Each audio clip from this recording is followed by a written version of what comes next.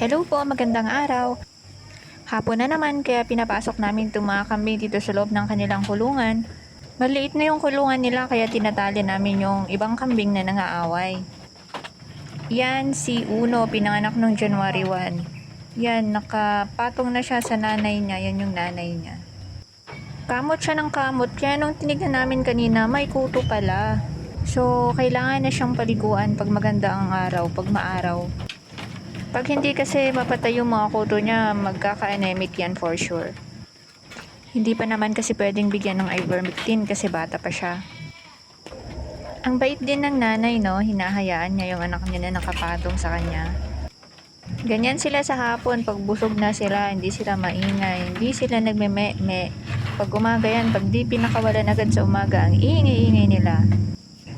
Yan pa yung ibang baby kambing, sila yung magkakabatch sunod-sunod na ipinanganak.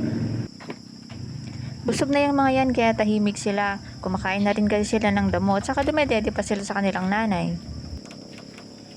Ito talagang si Uno, ang likot-likot. Gusto lagi makipaglaro.